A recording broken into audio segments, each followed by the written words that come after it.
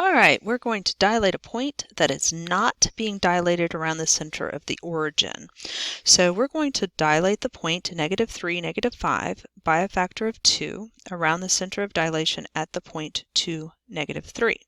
So we need to go ahead and first let's plot our point -3, -5.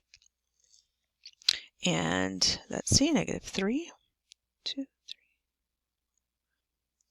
And there is our point -3, -5. And we'll call him A. And let's also go ahead and find our center of dilation, and that is at the point 2, -3. So here's 2 and -3, and we'll label him C for the center of dilation.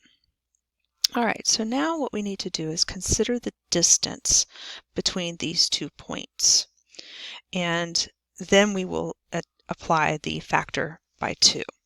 All right, so our distance here is we are down 2 from C, and then 1, 2, 3, 4, and 5 units over.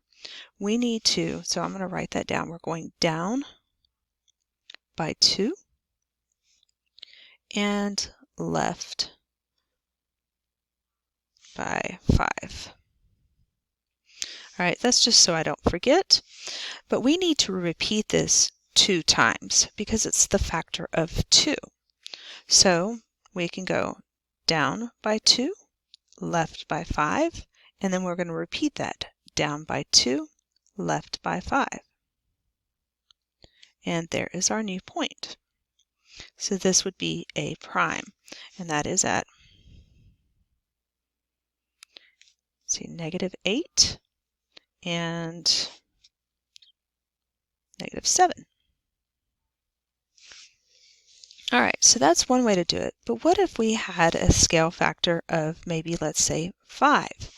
We could really be getting into large values, or in like today's society where we are now working without papers sometimes, we're actually working on a computer screen where we can't actually draw things out, we might want to look at a formula. So let's take a look at what our formula for a problem like this might look like. All right, so let's look at another problem. And here we go. We've got lots of other work here. So let's zoom in. All right, so now let's take a look. So we have this formula with all these H's and K's and everything.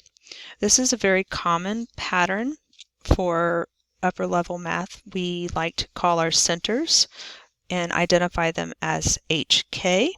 This is something you'll see as you approach centers of circles and on into parabolas and things like that in Algebra 2 and Pre-Cal.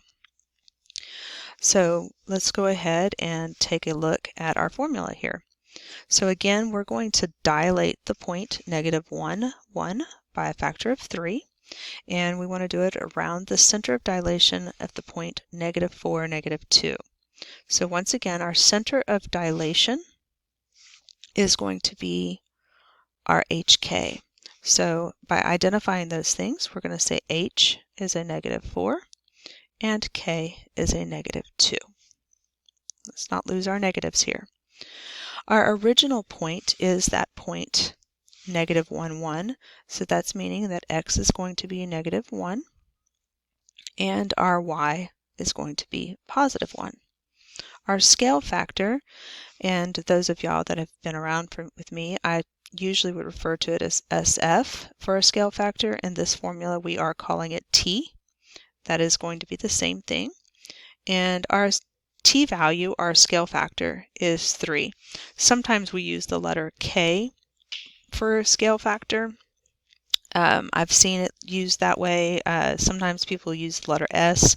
I think T is just fine. It's just another one. And sometimes for myself, I would just actually write out SF for the scale factor.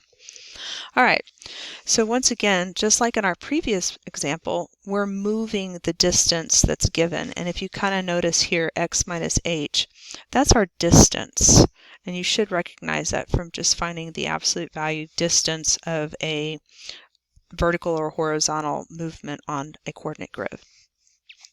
All right, so let's go ahead and let's plug some stuff in. So h is a negative 4, plus t, which is our scale factor, which is 3. X is negative 1, minus h, which again is negative 4. Watch your double negatives. We do have that here, our double negative right here between our minus a negative 4.